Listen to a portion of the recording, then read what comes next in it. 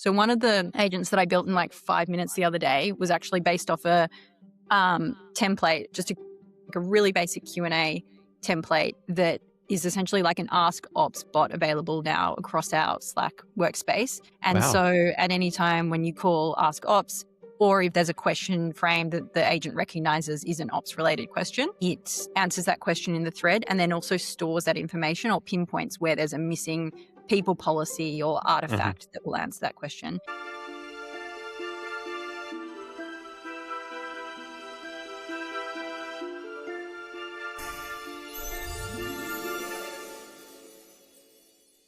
Welcome everyone to this episode of the Notion in Practice podcast. Today we have the amazing George joining us. She is an ex-lawyer turned into the head of operations at Calcs. And George, welcome. Thanks, Jerwin. Thanks, Tim. It's good to be here to talk about one of my favorite products, Notion. Welcome. So I have to apologize straight off the bat. I sound like I'm 300 years old today. I don't think the AI can fix that, can it, Jerwin? No. So just address it to the viewers. Why do you sound different today, Tim? It's called a head cold. And there's no AI fix. It's just life. Apologies. There could be an AI fix. I can turn up the tone of your voice to very high or low pitch, up to you. But back to the conversation, George. So you're an ex-lawyer. I'd really like to know about how we can get into Notion, but your extensive career history, because it's not every day I meet someone that's used to be a lawyer and now is the head of operations at a scaling company. So yeah, could you tell us a little bit about your journey? Yeah, I suppose it's an unusual career path. Most of my mates from law school are still practicing law. I only practiced for a short time. I was a family lawyer and then a commercial litigator. And then I moved into a legal tech firm. So I suppose that was my first introduction to tech and I really liked it. So I stayed. I worked prior to Calcs at a company called Linktree where we use Notion extensively and now heading up ops at Calcs. Nice. And how did you end up at using Notion originally? Was that at Linktree? Yeah. So 2020, when I joined at Linktree, we just introduced a cool new product called Notion. I think it was our CEO, Alex, who got us on board with the tool. And really my first kind of brief as the new operations associate from a legal background to operations associate was to figure out Notion and how we can use it at Linktree. And so I really worked alongside Notion as we scaled Linktree from, I think when I joined, a 40-person company to around 150, 160 or so. Wow. Yeah, right. And the early days then too.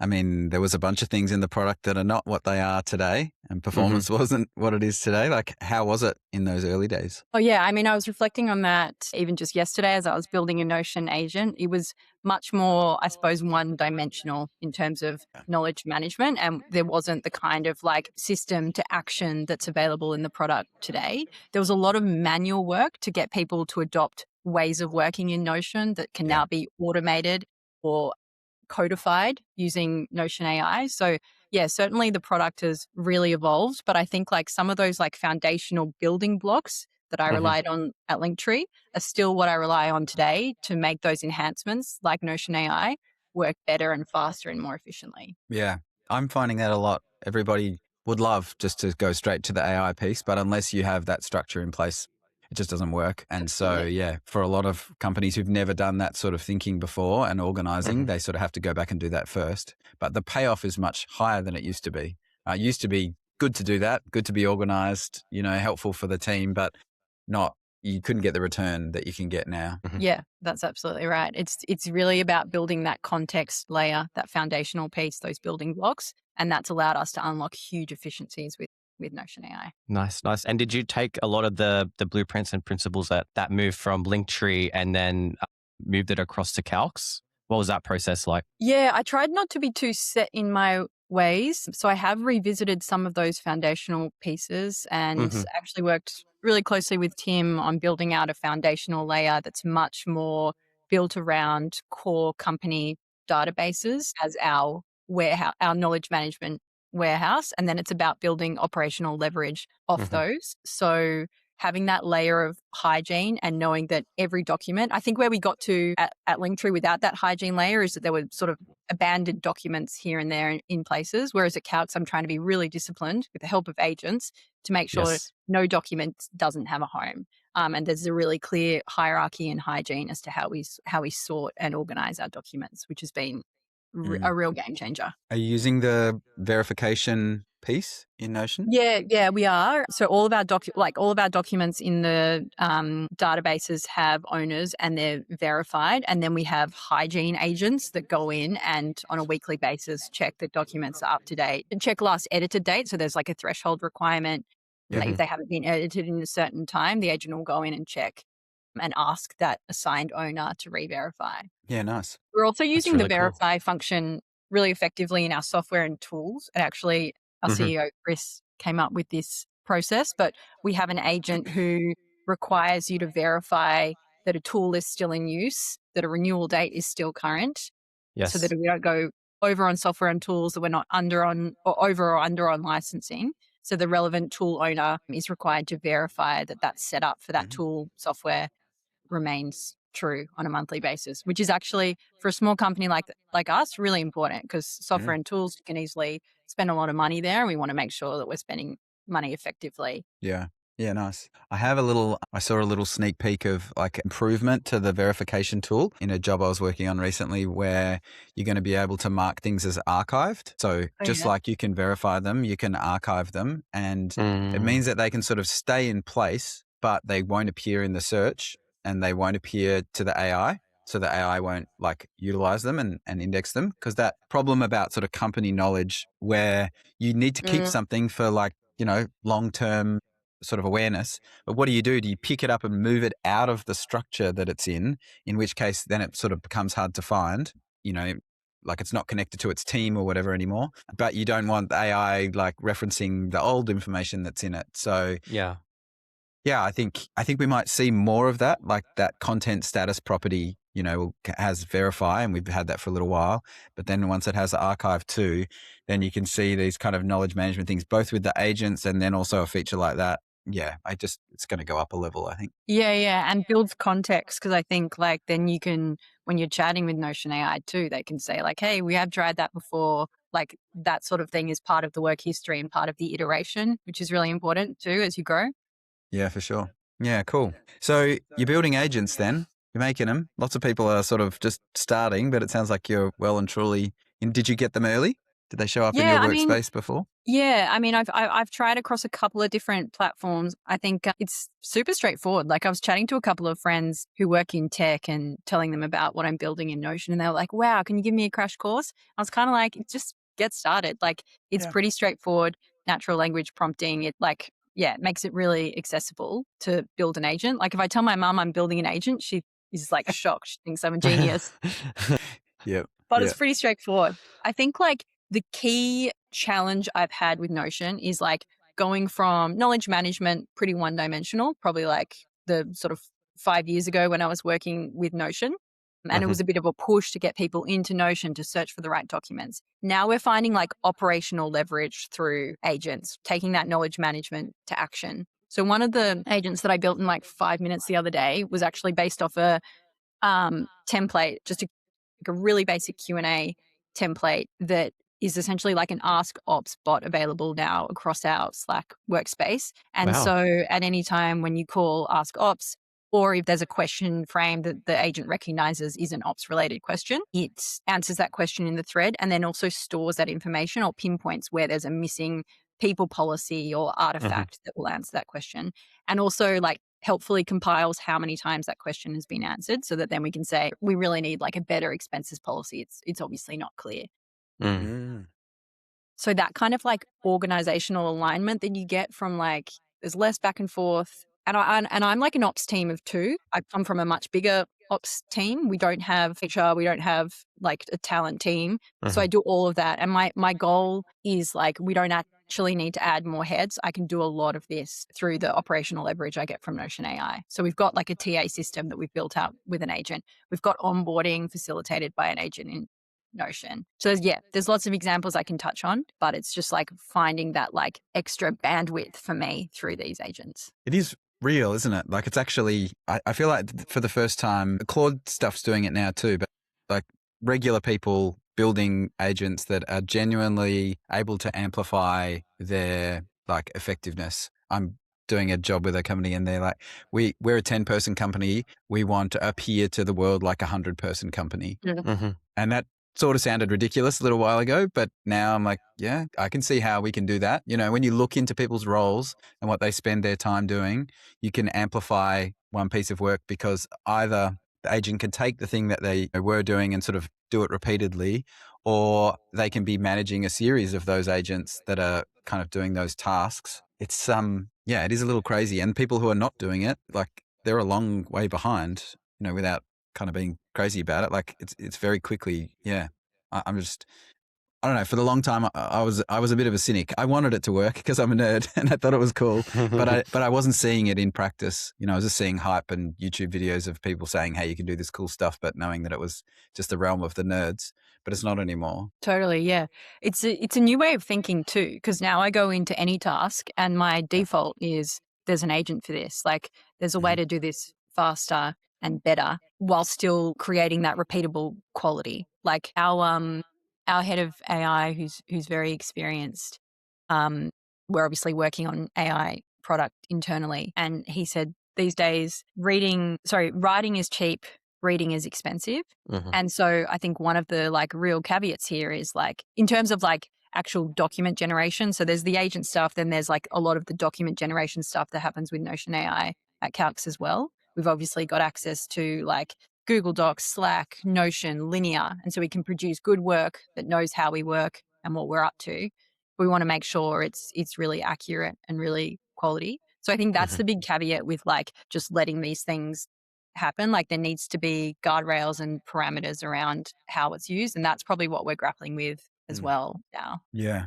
How are you finding the Notion tools on that? Because I feel like it's all happened so fast that they're a bit thin. Like I'm seeing things like custom instructions. Every person creates their own version of that. And if you've got 40 people or 100 people or whatever, like there are things that you would want those custom instructions to, you know, be the same across the whole company, Yeah. but there's no mechanism for that beyond, Yeah. I don't know, doing something with a synced block and asking people to use it or something like that, you know? Totally. Yeah. And I think that's where like being at a small company, I don't have too much of that. Like it's me and Vanessa, our ops person based out of Colombia. And so there's not too much overlap, but I can see where that happens. What I think is missing or would be a great evolution of the product is for me to be able to visualize and see my agents like on a screen, like who's working together and who's connected to what and what are they doing every day, and better notifications around when they fail. Because sometimes like if you don't have the permissions right, like if they lose access to certain pages and they just stop firing, unless it's like a Slack agent that you'll see that stops responding to the ask request,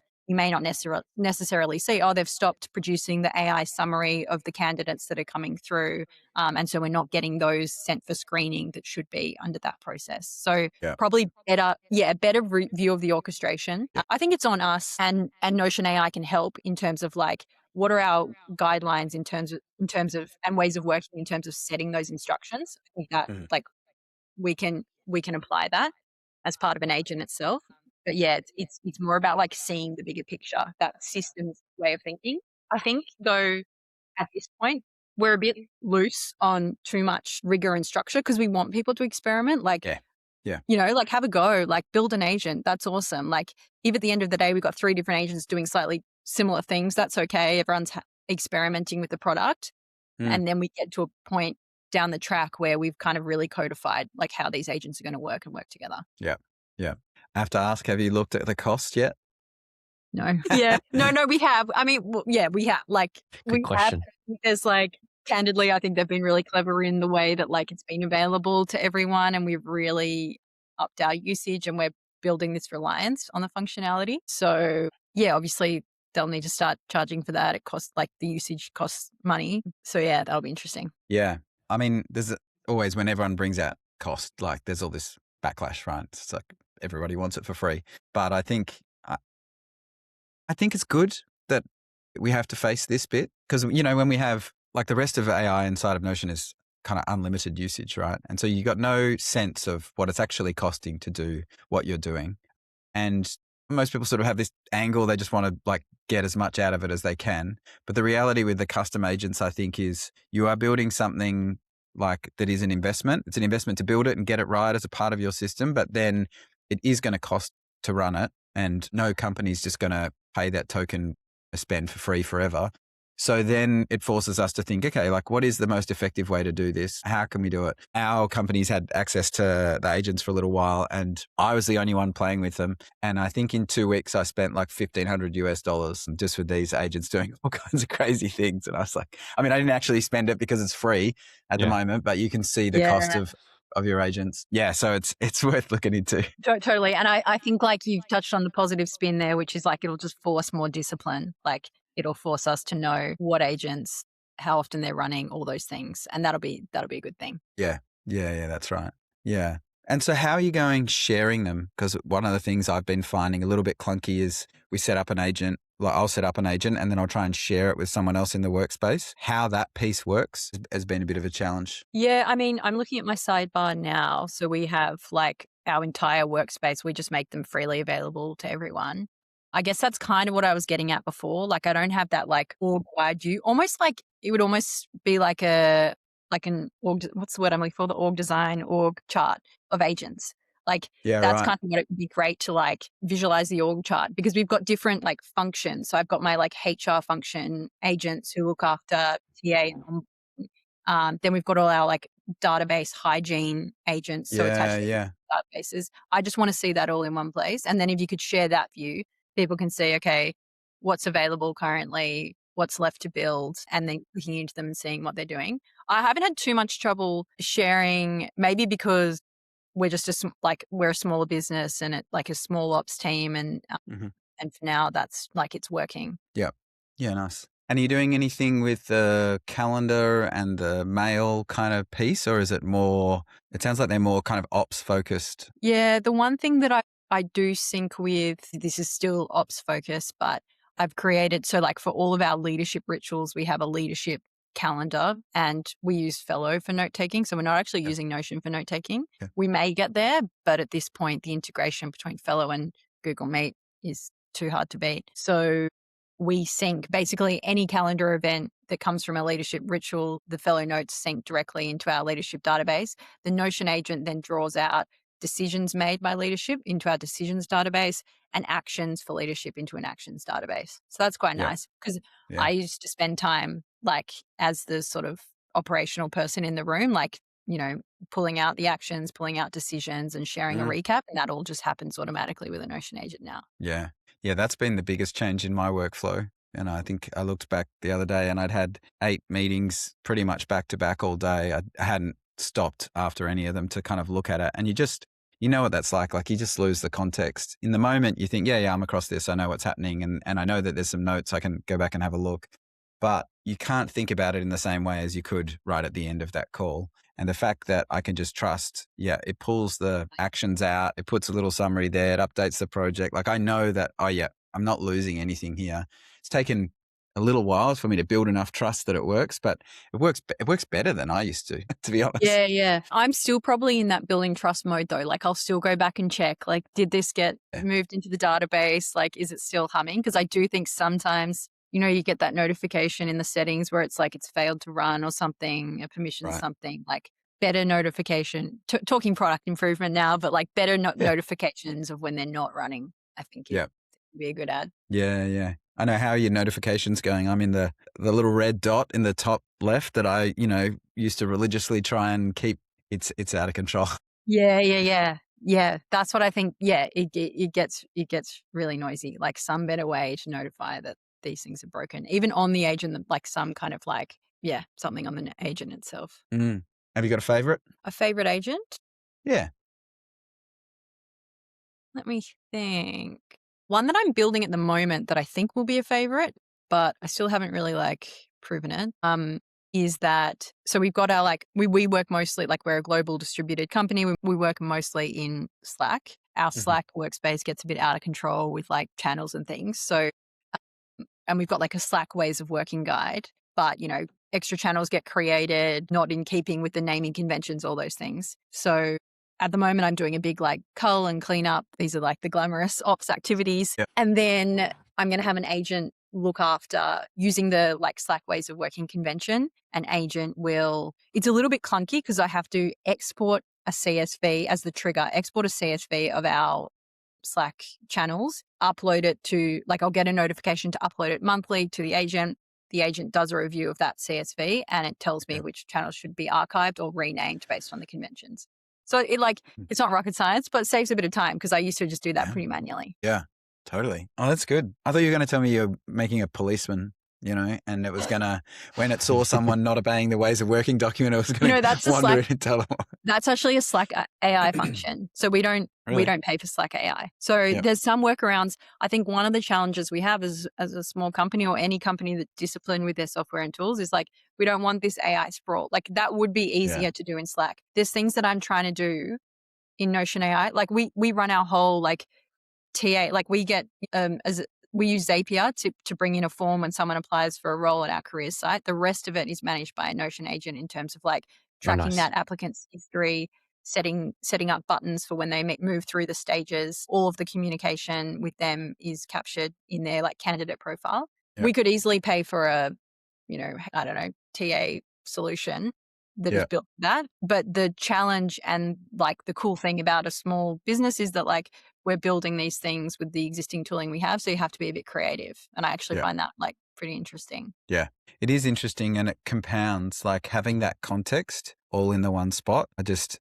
doing what I do. I see so often a team they won't be able to leverage AI on a process because there's bits of it in multiple systems. As soon as, half of it lives in, I don't know, a different tool, the AI can't see the whole thing, doesn't have enough context, can't really be useful.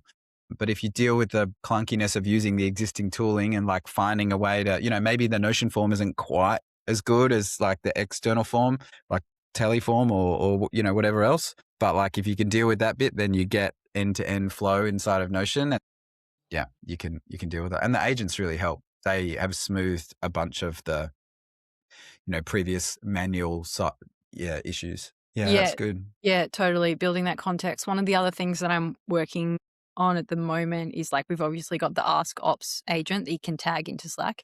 Mm-hmm. And I think we probably a lot of the way that I work is how do we keep people people are mostly working in Slack. So let's make it so that they don't have to necessarily go into Notion. So they tag at AskOps and they ask about operational related things. We'll have the equivalent then for, Ask Development, Ask Engineering, Ask Marketing. It just frees up marketing time if Notion can scan Notion, Google Docs, linear and tell us where things are at. And working through the logic at the moment now in terms of also triaging requests through that same process. So Ask Marketing, I need, a marketing page spun up in the next 2 days. It automatically gets triaged and added to their projects list, that kind of thing, keeping all of that in one space and having one consistent process across the business. That's something I'm working towards. At the moment, the ask function is there, but it should also be the work request. Because if we keep our projects and tasks in Notion, then we should be initiating those requests with Notion as well. Yeah. Yeah, that's cool. My team, a little bit kicking and screaming, but we dragged them into Slack so that we could play with this integration. And now basically every project, we have a workflow that Notion agents can't do it yet, but we use N8N to spin up once a project hits a certain stage, it gets its own Slack channel created. And then it puts the ID for that Slack channel back in the project in Notion and a link to it. So it's kind of easy to jump between the worlds. But all the async chat between the consultant and the back end guys or whatever about that project all happens inside that channel. And then I think at the moment I've got it set every 4 hours. I might change that once we start paying for it. But it goes and has a look at that channel and sees, oh, hang on, this conversation has progressed. And it brings that context back to Notion. So now our Notion project pages, they just have all of the context about a job. So they have the meetings and the tasks and, a summary of the Slack conversation. They have all our emails, when we send emails out. The bot looks at who it was sent to, looks in our people database, sees that person is connected to that project and puts that context on the project. So now there's this one place, kind of our world, that all of the context about the project comes into. And I'm certainly finding that it knows more than I do because it's caught up that, hey, those two guys were having this chat about fixing this problem and no one has to remember to make a note about that anymore. It's just captured. Cool. All right. Yeah. I have to borrow that one from you.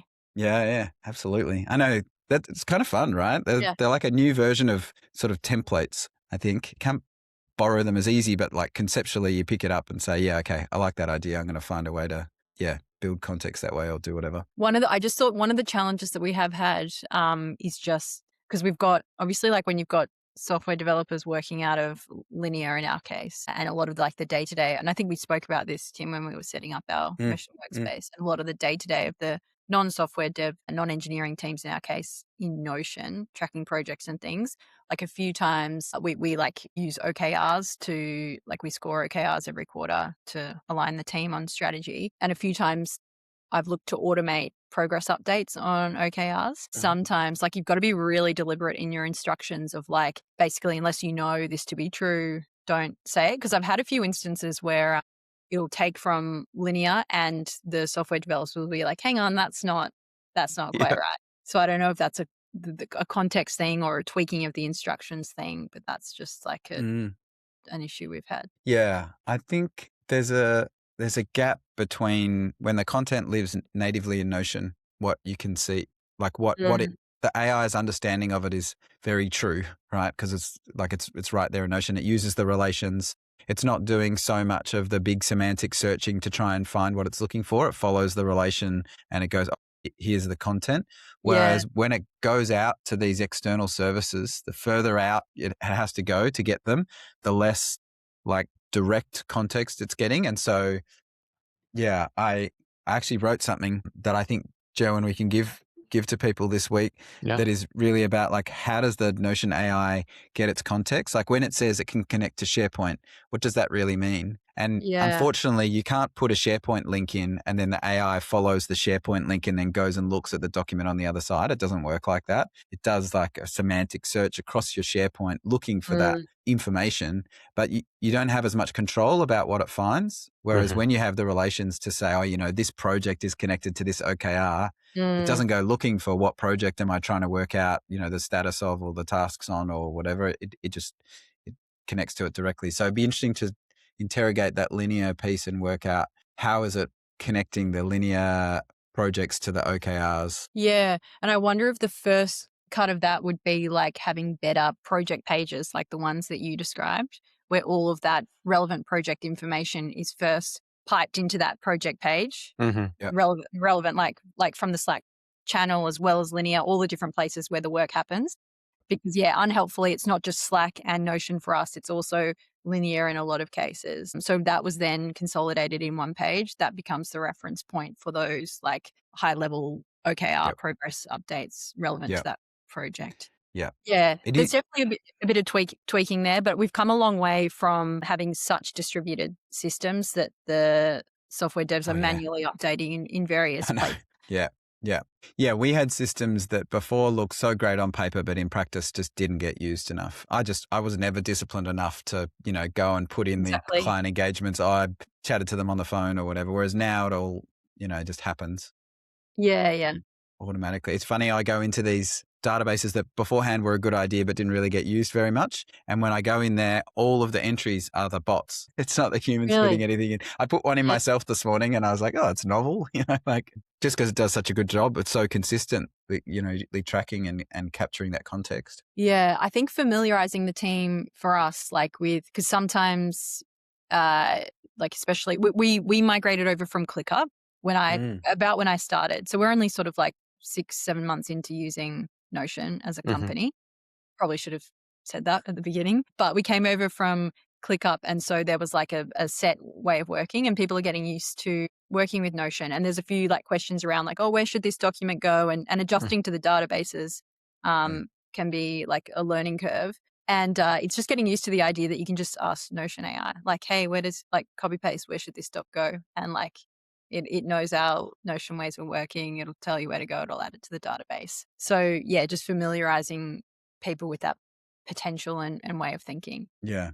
That's the promised end state, I reckon, is that people have their little agent that understands, their world and the context so well that it's actually all day, every day kind of helping them along. Yeah. I think it's hard to get people there. Like it's hard to help them get to that place, especially if they're not sort of AI I don't know. I don't want to say AI native, but like AI comfortable, because like I'm working with a lot of guys, and I find they've sort of adapted to AI, but they use it like a vending machine. Yeah. It's like, here, I'm giving you my thing, and then you give me my bit back, and then we're done. It's very just like this transaction. And I'm trying to encourage them to say, like, think about it more like a relationship. I know that's weird because it's a bot, but like, talk to it.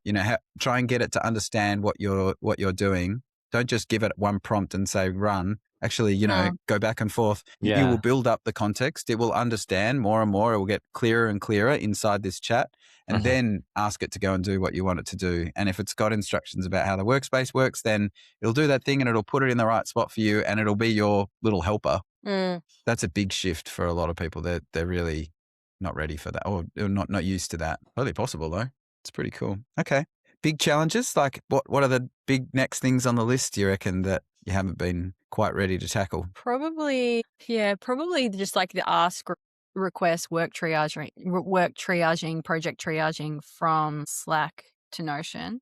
But then I think it's also, like bigger picture, it is just like how we, like, what's the system? Like we've all got a couple of agents that we've built. Like, what's the orchestration here? Like, I need to do some bigger picture thinking of like, how do these work together? Like, where do we use Notion agents versus like Slackbot versus Zapier versus Claude Cowork? Like, there's a few things in the mix right now. Like, pricing will be one factor to consider, and we'll be forced to be more disciplined. But it's like, what's the agent org chart for us? I like that. And we're like, concept. we're starting to formalize our understanding, but there's a bit of a way to go for that, like bigger pictures, like system thinking, which I think, like, I'm comfortable in the ambiguity at this stage, because I think as you've noted, like, you're ahead of the curve if you're using agents. So I'm comfortable in the fact that we're experimenting and we're not putting too much pressure on the teams to have all the answers just yet. Yeah. Have you started creating like a decision framework as you look at all these tools and processes and building your AI org chart? Not really, because I think it's a little bit it'll be a little bit bottoms up. So at the moment we're just like, we're really testing the potential, and then we'll step back and decide, like, okay, yes, Notion is our knowledge management tool. It makes sense to orchestrate agents from here to this extent, and this is the Notion agent org chart. And there may be supplementary agent tools as well. But we're still firmly in the like trying by doing stage. I think like in terms of the learning curve, we're still like climbing the mountain. Oh yeah. And then the product keeps changing. And I so know, that's what I was going to say. Like, do you ever get there? Yeah. And like, thankfully it's useful on the way up. Yeah, exactly. Like, it's useful on the way up.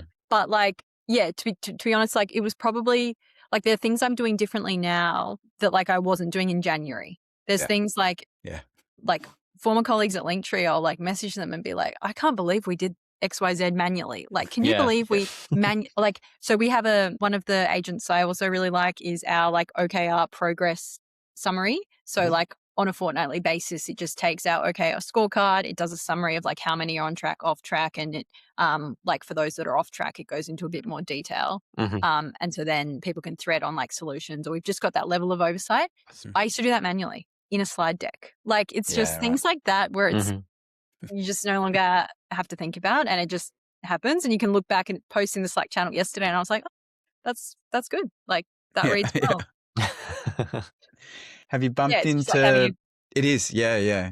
A bit like having a new colleague. Have you bumped into situations where the agent's doing something that you used to do, and you didn't realize that it had some flow-on benefits? Like, maybe something like the OKRs. I keep coming across these instances where we automate a process with an agent, and then another hole appears because when a human used to do that bit manually, they were catching, some things that were falling through, or they saw opportunities because they had a manual process. And this automation of the process sort of, no one realized that was happening, but has surfaced. Oh, hang on. If no one's going to like read that document line by line anymore, we're just going to get a summary of it. We're going to miss these, these things. And so it's good ultimately overall, because it sort of surfaces holes in the system that people didn't realize they had. But yeah, I'm wondering if you've bumped into those kinds of. I think more so I'm reflecting on just how much those like kind of tedious manual tasks took up so much of my job and time, and that switch in thinking of like, there's an agent for this, and it forces just such better administration and discipline. Like the procurement workflow agent that we have, where usually we would have like people manually, I mean, people still do, they prompt the agent in Slack, manually fill in the form about the software that they want to buy. But it then automatically, and this is actually using automations in databases as well, it then automatically, once it's tagged approved through a Slack workflow, automatically gets added to our software and tools database, and that then verify process kicks off. And it's just like those holes where like previously it would have been up to me to at like 11 p.m. at night be like, did I add Figma to the software and tools database? Like, yeah, it's just like freeing up thinking and freeing you up from those like tedious pieces of work that they're like tedious pieces of work, but also like you don't want to miss it. So there's a real reliance now on agents, I would say. Yeah. Yes, I know. Well, we start paying for them in May, so we've got until then to get organised. Well, they've earned their wage in a lot of ways already for us. So yeah, we'll see what that looks like. But yeah, to our point earlier, like I think the main change will be we'll get a lot more disciplined. Like I'm staring at a drop down of like multiple agents, some that are just like practice runs and us mucking around, and we'll obviously bring a lot more structure to that. Yeah. I did want to ask about external tools. So, agents can do a bunch of things, and we often spend a lot of time talking about Notion, but you're using Claude as well? Yeah, I've only really just dabbled in Claude. I just did a co-work course, and I've connected to Notion and Google Drive, and so it's got that. It's got the integrations. I was actually doing stuff in Claude, making changes to a Notion page the other day, which is pretty mind blowing. Yeah. So using the MCP connection between Claude and Notion. Yeah. Yeah. So I keep thinking like it's like who's going to win? Like where do we land? Like and why? I think that's the conundrum I have at the moment. It's like, should I be outside of Notion tinkering with Notion? Is that a better space to be? Like, or should I be in Notion? That's where all my knowledge, that feels like where I should be building these agents, given that's our knowledge hub. Mm-hmm. Yeah, I'm still figuring that out. There's certain things that like, just because of the way that we work, like if we want to export a Notion document, we're not going out to customers in Notion document form, we're going out in Google Docs. If we want to export a document that's going to a customer that formats correctly into Google Docs, we've been exploring, and Claude works really well for that kind of thing. So, but again, like the forcing function here is spend. Like we don't want to have GPT, Claude, and Notion agents running. We just need to figure out who wins at the right things, and that system, like that orchestration system that we'll land on. Yeah. But yeah, I think heavily like in the kind of experimentation phase still with like competing platforms as well. Yeah, I think Notion's quite weak on the external file piece. Like the export. Yeah, well, even just external file types. So like Word docs, for instance, like I had a client I was chatting with yesterday, and they just live in Word. I mean, so many places are still just full Microsoft houses. And so they're so used to PowerPoints, Word docs, Excel spreadsheets, but you can't hand any of those to like Notion Agent, and it can't produce those for you. Yeah. And so if you want to live your life in Notion and build your systems and run everything in Notion, but you have to send Word docs or you have to interrogate spreadsheets, you just can't, right? And something like Claude that does that really, really well. I'm a big job with a financial services group, and, everything's in a spreadsheet, and the spreadsheet's doing crazy lots of calculations, and you'd never try and do it in Notion, like it's spreadsheet business. But Claude just talks to the spreadsheet perfectly, and it's able to produce these insights and reports that in the end we take back to Notion because we want the context. Yeah. But Notion can't do it. No. Yeah. Yeah. That's the kind of mental gymnastics that I'm like, whew, like there's a lot to figure out in this space. Apologies. Yeah. It is interesting on the Notion side of like my instinct feels like, if all of my knowledge lives in Notion, I'm doing the work in Notion, I'm making work requests using Notion agents. That just feels like instinctively, Claude just feels too separate Far in terms away. of like context building. Yeah. But then, yeah, I guess like there's limitations to both. Yeah, I think the closeness to the context is huge. Things like, and to be able to cobble the pieces together, like use the database automations to set it up so that when the agent runs, it runs really efficiently. Then the agent does something and then puts the content that it, back into Notion and then notifies the right person. And that piece, like, I feel like that's going to be the moat for Notion is that, well, your digital operating system is kind of built there. Maybe you'll go out to specialist tools, sort of like we always have, to play a specialist function that Notion hasn't built yet or is never going to do. But in the end, you're going to want like the context to land back in Notion. Like it's going to be the sort of central brain. Yeah. That's how we're building anyway. I was thinking the other day actually that Zapier do a really good job of just illustrating like what the agent is doing in those blocks. So like, Notion agent trigger is Slack, AskOps, response is database, answer is stored in this database. Like, if you spent much time in Zapier, I think that's probably what I'm searching for is on like the visualization of what these agents are doing. Sometimes storing it in the instructions can be a bit too... The visibility piece, Yeah, it's not visual enough.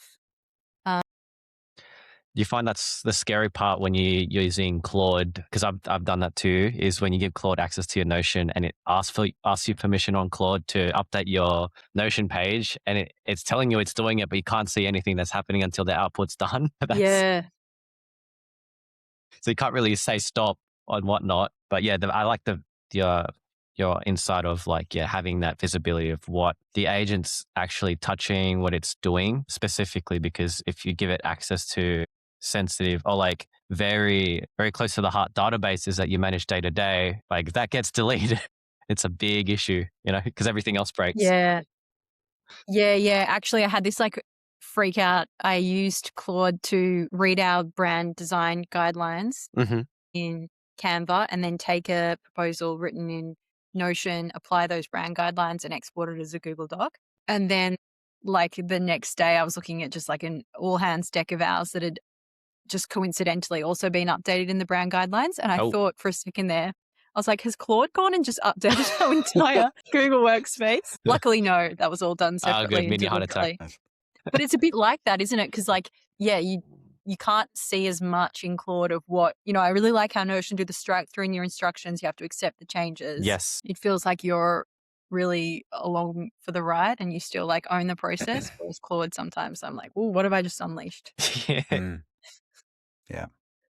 Yeah, nice. Cool. Yeah. Well, this was great. Thanks, George. Thank you. So much. Thank you. I mean, I'm loving kind of sharing the journey with people because there's not enough hours in the day to explore it all yourself. Like I leave every day with a kind of list of things that I wish I'd had more time to play with. So listening to other people's experience, I haven't built as many of those operational workflows. A lot of the agent stuff I've been doing has been connecting it with mail and calendar and, building those kinds of workflows for people. So yeah, I'll look forward to the chance to do more of that. Yeah, that's interesting. Well, look, I think one of the takeaways in what you're doing with your setup with projects, I'm going to borrow from, because I think like we've got a lot of Slack project channels and because we have people, waking up in Colombia, waking up in Canada, trying to catch up what's happened in Australia. That would be, I can picture how that would work. So I'll probably go tinker with that all afternoon. As you tend to do. Like, I think like one of the things I've learned as well is like you can spend quite a bit of time just like playing around with the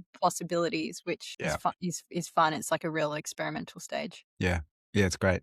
Cool. All right. Well, let's do it again in like, I was going to say 6 months, but probably like 3 weeks and the whole world will have changed. Yeah, totally. It's crazy the speed that it's all changing. Yeah. Cool. All right. Well, thanks so much. Thank you. George is doing a lot. She's She is. building. She's cooking. It's very cool, actually, how deep she's gone building operational agents that really are leveraging like all the capability. What have they been out? 2 weeks or something? 2 weeks, and she built like the AskOps agent in 5 minutes? Yeah. The Slack so good. AskOps. So good. Yes. So takeaways, mate. What did you think? Yeah, What look, are your 3? The first one for me is going on the leverage part of the AskOps agent she built. Like the first key takeaway is that agents can create like real ops leverage, and by turning the conversations that they're having on Slack into actions, and that sort of governance piece. Like, I quoted and I wrote it down. She built it to keep people where they work on Slack, the system still in Notion. And so I thought that was pretty cool. What do you think, Sam? Yeah. No, I had one really similar. Like you build the agents to work with people like where they are. I feel like the capability for that should expand over time. So at the moment, there's this really neat connection with Slack, and I think for a lot of people, it's kind of the missing function for Notion. Like there's no asynchronous chat, in the tool other than comments, which is not really built for that. So it makes a lot of sense to have agents like interface with Slack really nicely. But yeah, the fact that their company works so much on Slack, will allow them to leverage like Notion in a much stronger way. And interesting that the company's only been, what'd she say, 6-7 months? Yeah, Not a 6 to huge amount 7 of time. months. Yeah. Interesting though, when it comes to the cost piece, they are going to be paying for tokens for their team to stay in Slack and leverage Notion. Whereas if their team were in Notion, they would be able to do a lot of things that the agent, is doing for them by talking to their personal agent in Notion, which they wouldn't pay for. So interesting, like how that will impact the cost for them. Yeah. I mean, they're already thinking about it. And they're staying lean and flexible towards it, which I think is super important to be able to just experiment and see what works. Sort of like our channel intro, right, is the Lego blocks. Like play around with the Lego blocks, and then eventually you can build something really cool. But I think that goes to the next takeaway, which is like always work on the foundations. Like when you build a nice Lego piece, I'm going to use Lego as an example. You always work on the foundations first. Like you look at a blueprint document, which is sort of like there's a context layer, and then there's how do we keep all these pieces clean together. So like all the blue blocks will go here and all the red blocks will go there. Hopefully that makes sense, Tim. But she had a really strong... You mean build it up from the foundation first? Exactly. She talked a lot about that. Yeah, she talked about doing that. And then she had that hygiene, was it agent? And then talking through the verification stuff was really cool. Yeah. I mean, that was another takeaway for me, was just always in these systems, the quality of the information, the accuracy of it, the truthfulness of it, like directly impacts the overall usefulness of the system, how much people trust it, how effective it is. That's always been true, but you had to like keep that just by brute force before. Like lots of ops people spent ages making sure that databases were like the content in them was accurate, like if new things got added, did they have these properties? And you could do it a little bit with automations, and you could create sort of audit views to try and surface anything that was a problem. But she's really taken this line that's gone, hey, we can get agents to keep this information up to date. And, she was just saying now the workspace is really humming, and I think what we'll see is the tool use will increase. People will trust it more because they know that the information is accurate because the agents are doing their job. So yeah, I thought that was really useful. And then the last takeaway for me is really that like now is the time for experimentation. Yes. It's all moving so fast. We just got to build, and it's going to be messy. And if an ops person can allow that, then everyone should get on board, right? Normally the ops people will be trying to bring sort of structure, and you can see, her need for that. I certainly feel that too. Wish that there was an orchestration layer, wish that we had more visibility, wish that the notifications were better, but like it's all being built. So we just got to get in there and play with it and experiment, and then, let the dust will settle. And we've got this window, right, until May where the cost piece we don't have to have completely resolved yet. So if there's a time to play, it's now. Yeah, exactly. Building upon that key takeaway is that is where we're headed next, right? It's as she builds more agents, the problems turn into like, she even mentioned it herself, like how she mentioned the agent org chart, sort of, the examples of like having visibility of what the agents are actually doing, better ways to get like failure notifications, and, the accuracy gap we also discussed as well between external tools to comparison to having it all within Notion. And then of course the forced thinking now of the usage-based pricing, which was like, it forces you to now like be more concise and lean with your spend post-May. I think that's what we'll all be thinking, because I'm already thinking about that as like, I think I mentioned the chat of our Notion baddies chat, that I was like, I've been starting to put some of my Notion agents on performance reviews because of the credits. I spent like, I don't know how many, obviously you mentioned it earlier. I was like, I've spent so much time building all these random different agents, and then I checked the credits. I was like, whoa. That's a lot of money that I've been spending. Well, not really spending, but if I was spending it, I was like, no, I'm gonna cut that down and be more strategic in what I build and versus what I actually do manually with my Notion AI chat agent versus a custom agent. Yeah.